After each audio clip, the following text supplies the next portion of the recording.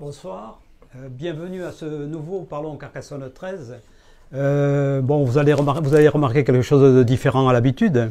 Notre ami Pierre Artouzoul, écoutez, m'a délégué aujourd'hui la responsabilité d'animer cette émission Parlons Carcassonne 13. Bon, pour des raisons personnelles et familiales, donc il ne peut pas être présent. Donc vous m'excuserez, j'ai pas le talent journalistique, mais on essaiera de faire au mieux. Donc nous sommes en présence de 3 joueurs bien sûr importants pour certains et avec le coach de Carcassonne 13, donc Frédéric Hamel, ici présent, accompagné de Clément, voilà, donc Clément Herrero, et ensuite Vincent Albert, joueur aussi emblématique du club.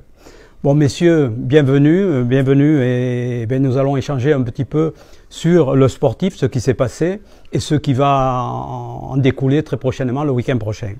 Alors tout d'abord, Fred, considérez-vous que ce derby qui va avoir lieu, il s'agit d'une revanche par rapport à la finale qui a eu lieu, bien sûr, la saison passée, entre Carcassonne et Lézignan? Bonsoir. Non, je ne pense pas honnêtement que ce soit une revanche parce qu'il n'y a pas de revanche. À la fin, il n'y aura pas de bouclier ou il n'y aura pas de titre décerné. Le titre, il a été joué l'année dernière. On avait gagné une manche, ils en avaient gagné une. Ils ont gagné le bouclier. Voilà, donc cette année, c'est une autre compétition qui démarre avec deux titres en jeu puisque la Coupe de France revient aussi. Donc non, les équipes, les squads ont changé. Les staffs ont changé aussi, donc non, on repart à zéro et c'est la première manche, puis il y aura un match retour, et puis j'espère que peut-être on se retrouvera durant les phases finales. Donc il s'agit d'une nouvelle version 2021-2022, au travers de ce que vous venez de dire. Bon, votre équipe a signé 2 victoires lors des premières journées, donc ce qui est quand même un résultat intéressant. Peut-on parler d'un départ de sportif réussi? Mais comptablement oui, puisque 6 points sur 6 possibles, forcément c'est un bon départ. Après sur le contenu, on peut mieux faire et on doit mieux faire parce que comme je l'ai dit à certains confrères, si on se positionne pour jouer un titre, il faudra qu'on joue mieux et qu'on soit bien plus performant que ce que l'on a produit, notamment dimanche dernier contre Albi, en attaque pour pouvoir prétendre aller chercher un titre. Parce que en complétant 55% des chaînes, on ne peut pas être satisfait de notre jeu offensif. On en avait fait 58% en Avignon. C'est pas possible. On tombe trop de ballons et on rentre trop de ballons à l'adversaire aujourd'hui pour pouvoir installer et construire une pression et mettre l'adversaire sous les ténoirs. Je comprends, oui. Bon, on a pu voir contre Albi, ça a quand même été un match d'une grosse intensité physique, donc je pense que quand même c'est aussi intéressant par rapport au derby qui nous attend ce week-end, puisque ça va être quand même un duel assez physique. Est-ce que justement cette attitude qu'il y a eu à ce niveau de l'équipe a été encourageante pour pouvoir appréhender ce derby contre Lézignan? Oui, tout à fait. Après, ça a été un match âpre, disputé. Et là-dessus, on ne peut absolument rien reprocher aux garçons, puisqu'ils ont mis leur corps en avant. Il y a eu un gros défi physique des deux côtés. L'équipe Albi a rendu coup pour coup. Donc, non, là-dessus, c'est sûr que ça nous a préparé à ce qui va se proposer à nous dimanche, à savoir un gros combat au milieu, parce que forcément, si on veut pouvoir mettre notre jeu en place, il va falloir que sur le bloc milieu, on fasse le travail. Et justement, pour ce match contre Albi, bon, est-ce qu'il y a eu des blessés? Et on a, oui, Michael Simon qui a été touché. Je ne sais pas encore s'il pourra participer au match contre Lézignan. On a Bastien Canet qui devrait être suspendu aussi. Donc voilà, on a eu quelques bobos, quelques coups que le staff médical est en train d'essayer de soigner pour que tout le monde puisse être sur le pont pour dimanche. Justement, là, à titre informatif, il y a Vavaye Tulagi qui a été opéré, si je ne m'abuse, mercredi. Est-ce qu'on en sait un petit peu plus sur l'opération et son état? Oui, ça s'est bien passé, là il récupère et bon, on espère qu'il pourra reprendre les entraînements dans un mois et demi et qu'il pourrait être apte pour le début de l'année 2022. Alors, je reviens un petit peu sur le match, c'est ce que tu as évoqué tout à l'heure. C'est vrai qu'il y a eu un petit peu de fébrilité lors du match contre Albi. Donc 55-60% de chaînes qui n'ont pas été terminées. À quoi on peut attribuer cette fébrilité qu'on a pu ressentir? Je pense qu'il faut leur poser la question à eux. Mais justement, c'est peut-être l'occasion. Sur le terrain. Est-ce que la question que je pose est... Quelle interprétation tu peux en faire? Déjà, je pense qu'il y a beaucoup trop de fautes individuelles, personnelles. Ça, je ne sais pas à quoi c'est dû, mais c'est personnel. Donc ça, il faut gommer ces petites erreurs et reprendre les matchs comme il faut, comme on le faisait l'année dernière en fin de saison. Ça va venir avec le temps, je pense, deuxième match, mais bon, on peut toujours mieux faire. Et après, il y a un manque de patience aussi dans le jeu, je pense. On veut tenter tous les coups, marquer à chaque fois, mais c'est pas possible. Il faut apprendre à être un peu plus patient au fil des matchs pour essayer de construire une pression et se faciliter la tâche. Il faut se nourrir de ses erreurs, quoi. Ouais, voilà. On apprend de nos erreurs, c'est ce qu'on dit, mais bon, c'est des erreurs parfois très bêtes qu'on peut vite gommer et s'améliorer la partie. Bien sûr, ouais. Et Vincent, on a constaté aussi une certaine indiscipline dans cette rencontre. À quoi peux-tu l'attribuer? Bon, certes, c'est des matchs physiques, c'est des matchs virils, mais... Ouais, peut-être que c'est le début de saison aussi, il y a de l'envie, ça part pas de mauvais sentiments, mais on se met des bâtons dans les roues un peu seul, que ce soit en attaque ou en défense, et c'est vrai que ça pollue un peu le jeu, et on a bien travaillé hier. Il nous reste 2 entraînements pour qu'on retrouve le plaisir de jouer comme on a fait l'an dernier. Bon, très bien. Fred, je vais revenir un petit peu vers toi. Sur ce match contre Albi et contre Avignon, le précédent, quels sont les... Il y a des points positifs, mais c'est justement les mettre en avant, parce qu'on ne peut pas parler que des choses sur lesquelles on n'est pas très satisfait, mais il y a eu quand même de belles actions et des éléments positifs à mettre en avant. Oui, tout à fait.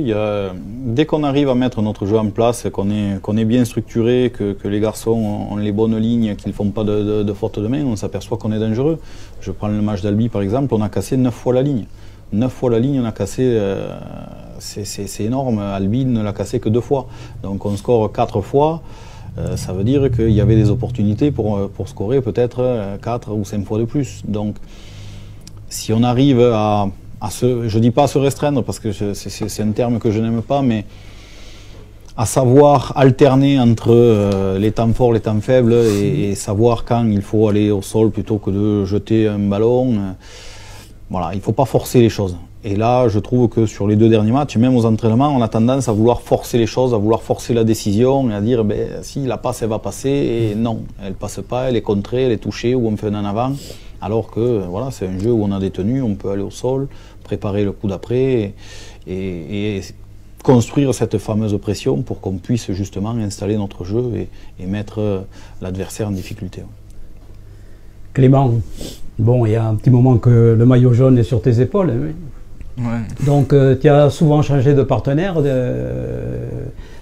concernant ton poste. Dans Bon, on a vu l'arrivée de Brock Pelligra ces derniers temps. Bon, comment ça se passe cette entente, cette relation? Est-ce qu'aujourd'hui encore vous êtes synchro ou quelle est ta perception?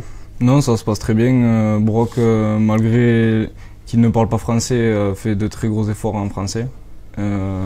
Il s'est très bien intégré dans le groupe et le groupe l'a très bien intégré. C'est un garçon avec une très bonne mentalité, donc après ça se retranscrit sur le terrain aussi. Il a un peu le même style de jeu que moi, sur la rapidité, la vitesse, les appuis, donc ouais, on est assez complémentaires et au fil de la saison, il faut qu'on apprenne à jouer un peu plus ensemble et ça va rouler. Ouais. Ouais, ça se passe bien. Bon. Donc la richesse déjà, c'est d'avoir partagé avec d'autres gens à la charnière, donc c'est important. J'ai eu Lucas l'année dernière, Albert, j'ai eu Alexis, et je crois que c'est tout, j'ai eu déjà ces 2 personnes. Mais bon, après, tout le monde sait y jouer, s'ils sont prêts à jouer à ce poste-là, c'est qu'ils peuvent jouer, quoi. Donc il n'y a pas de souci, tout le monde connaît le plan de jeu, et ça se passe bien. D'accord. Bon, mais c'est intéressant. Avez-vous, Fred, as-tu des nouvelles de Maïka à Serru-les-Vues? Oui, je l'ai par message et même de temps en temps au téléphone.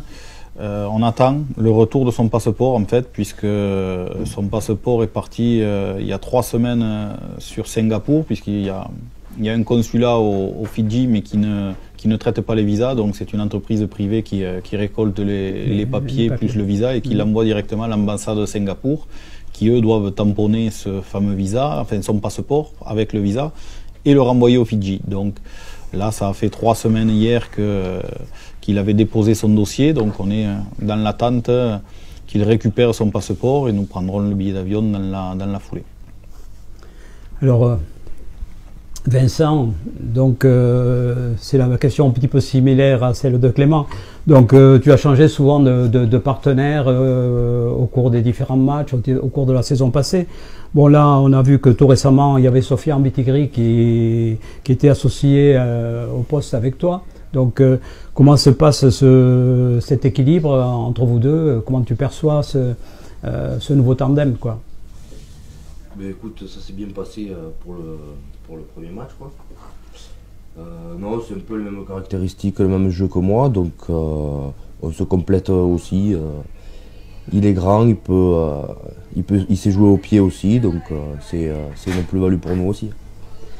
Dans cette même logique, tu as joué dans le même esprit avec le jeune Thibaut Marty.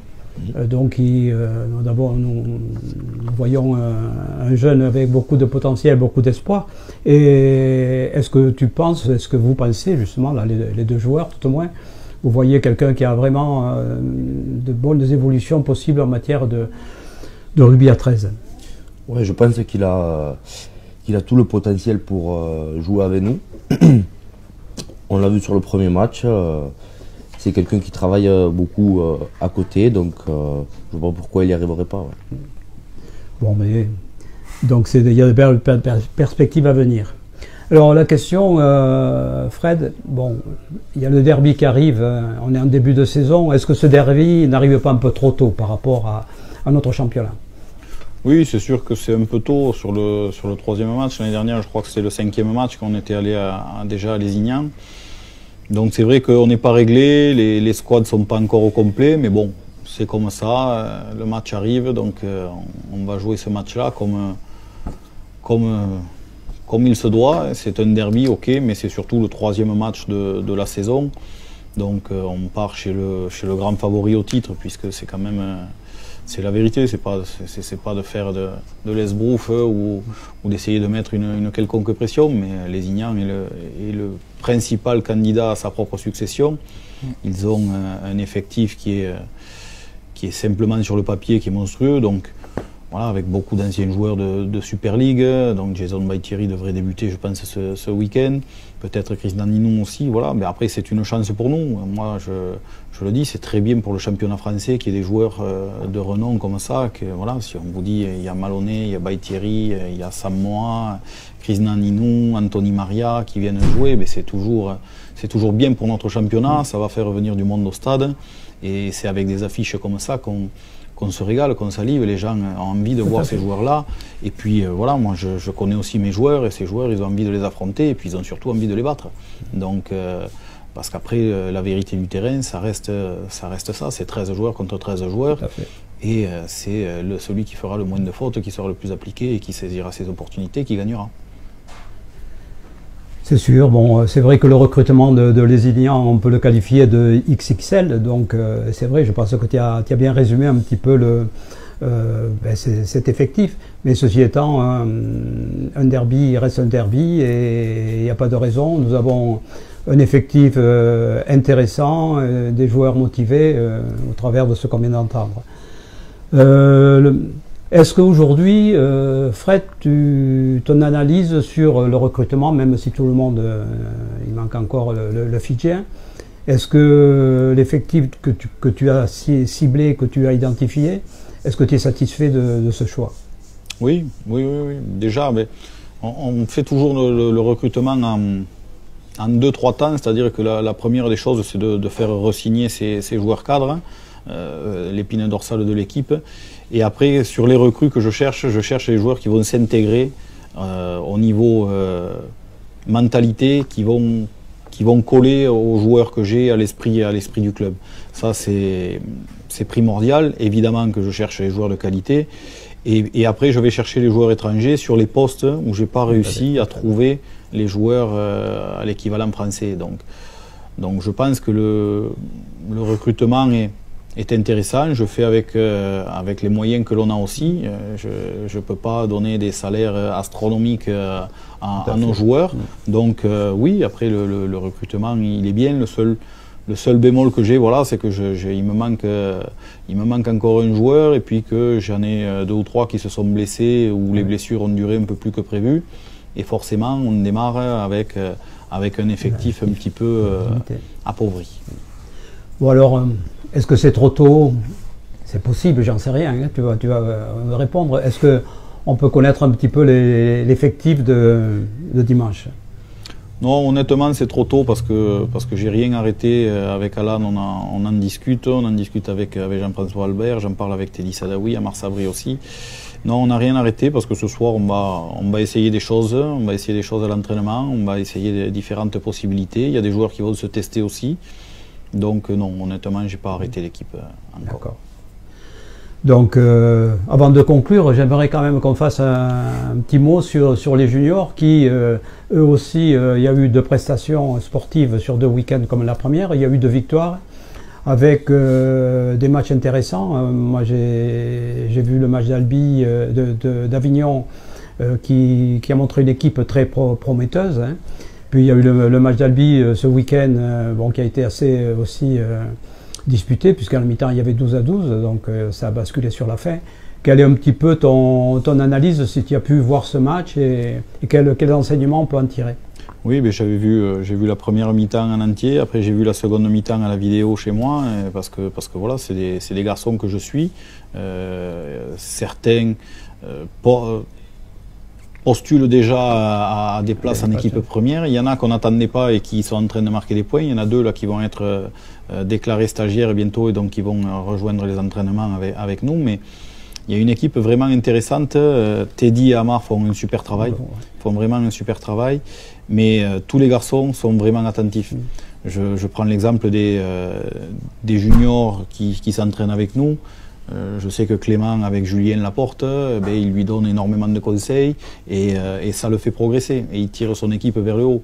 Je sais que Vincent fait exactement la même chose avec Hakim Belladri, avec d'autres joueurs qui sont avec nous. Lucas Rodriguez, c'est la même chose. Avec Thibaut Marty, je sais que Vincent est un exemple pour lui. Donc, c'est comme ça qu'on y arrivera, c'est comme ça qu'on fera que ces garçons vont performer. Et puis voilà, après, ils ont 2 entraîneurs qui sont vraiment bien, qui sont très assidus et qui essayent vraiment de les faire performer au mieux. Et ces garçons répondent d'une manière formidable parce qu'ils mettent un investissement incroyable aux entraînements. Et ça s'en ressent, enfin, je ne sais pas ce que tu en penses Clément, mais sur les matchs, ça s'en ressent. Quoi. Il y a beaucoup de joueurs de... Justement, le témoignage est important. Il y a beaucoup de joueurs de qualité. En junior, déjà, ils ont un certain gabarit. Bon, je parle par rapport à moi. Non, ils ont un certain gabarit, beaucoup d'envie, beaucoup de qualité. Et sur les 2 matchs qu'ils ont montrés, avec 2 équipes différentes, ils ont beaucoup de joueurs, donc beaucoup de turnover durant ces 2 matchs-là. Et toujours de bonnes prestations. Après, des petites erreurs normales, c'est les 2 premiers matchs, le temps de se régler et les joueurs ne se connaissent pas totalement. Beaucoup de première année aussi. Ils sont très jeunes. Et je pense que dans les années à venir, il y en a quelques-uns qui vont taper à la porte de la première et c'est avec grand plaisir. Vincent, tu es dans le même esprit, même logique, puisque toi aussi, ce côté pédagogique et ce côté transmission de savoir, je sais que ça fait partie de ton ADN. Comment tu le vis? Non, comme disait Clément, ils ont un effectif large. Et eux aussi, ils devront travailler dur toute la semaine pour être dans les 17 qui pourront jouer le week-end, parce qu'il y a de la concurrence, c'est sûr. Mais bon, il n'y en a que 17 qui jouent, et bon... C'est vrai qu'avec une équipe aussi compétitive, c'est compliqué, quoi. Mais bon, c'est que de bon augure pour toute la saison, quoi. Et j'espère, oui, qu'il y en a certains qui viendront avec nous s'entraîner et jouer d'ici la fin. Ça serait bien pour eux, ouais. Bon, mais écoutez, moi je vais vous dire 2 choses. D'abord, on se donne rendez-vous et j'espère que vous n'allez pas me dire non, dimanche, donc à Lézignan, à 13h pour les juniors qui vont rencontrer le Feuceleux, donc ce sera là aussi un autre test important, et puis vous l'élite qui allait jouer à partir de 15h si je ne m'abuse au Meunier à Lézignan. Bon, information aussi, ce match est retransmis, est télévisé, donc puisque la Fédération française de rugby a mis en place un plan de diffusion de ce match. Voilà. Donc écoutez, moi personnellement, je vous remercie infiniment de votre participation à cette émission qui aujourd'hui pour moi est une grande première. Je promets que je laisse la place à la prochaine à Pierre Artouzoul qui est beaucoup plus professionnel que moi dans ce domaine-là. On vous remercie de votre présence et on vous dit bon match pour dimanche à Lézignan. Merci, bonne soirée. Bonne soirée. Merci.